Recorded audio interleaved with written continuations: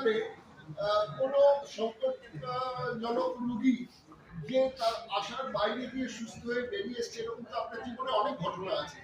এরকম কোন রোগী কি এসছেন আপনাদের সঙ্গে বা তার পরিবার আমাদের সঙ্গে কথা বলার মতো?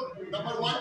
নাম্বার টু, আপনি কি মনে করছেন যে আপনি কি মেডিকেল কাউন্সিলের ভেতরে কোনো লবি পলিটিক্সের শিকার হয়েছেন?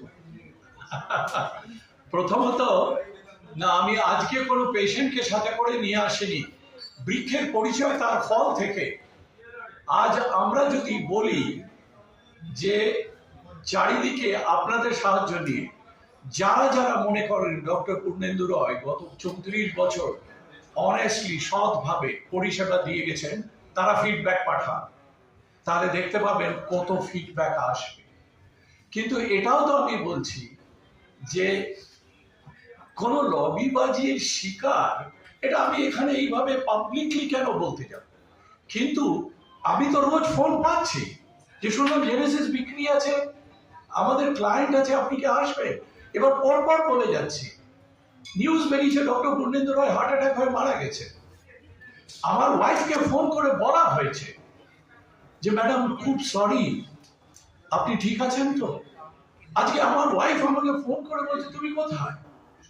আমি বলছি কেন, হসপিটালে ওটিতে। বললো আরে আমাকে ওটির সিস্টার ফোন করে জানালো যে তুমি নাকি হার্ট অ্যাটাক হয়ে আইসিইউতে ভর্তি। টু, অন্যায়ের প্রতিবাদ করব, সারা জীবন অন্যায়ের প্রতিবাদ করব। বাবার সাথে বহু জিনিস নিয়ে তর্কাতর্কি করেছি, ছোটবেলা থেকে বহু রকম অন্যায়ের প্রতিবাদ করেছি, কিন্তু বাবার কাছ থেকে একটি শিক্ষা নিয়েছি, সেরকম পজিশন হলে সোজা হয়ে মাটিতে পুঁতে যাও, কিন্তু অন্যায়ের সামনে মাথা নত করো। আজও সেই একই কথা বলছি। স্যার, আমি জানি না আপনাদের কেমন লাগবে, আমার স্ত্রীকে ফোন করে বলা হয়েছে সাদা শাড়ি পরেছেন কোনোদিনও, দুটো থান কিনে নিয়ে যাব। কেমন লাগবে পড়তে জানেন? আপনার ওয়াইফ হাজব্যান্ডের লাশ ফেলে দেওয়া হবে। স্যার, পরিষেবা দিই, জান প্রাণ দিয়ে কাজ করার চেষ্টা করি। Now I want to say something. আপনি আমাকে একটা ডাক্তার দেখাতে পারবেন যাকে কিছু টাকা দিলে সে একটি পেশেন্টের ক্ষতি করতে পারে? কারণ বিশ্বাস হয় যে আমি আপনাকে 2 লাখ টাকা দিচ্ছি, ওই পেশেন্টটাকে মেরে দিই বা ওর 22 লাখ টাকা কেটে দিই? So then why is it that we are being treated like this? আজকে যেদিন আমাকে শুনতে হয়েছে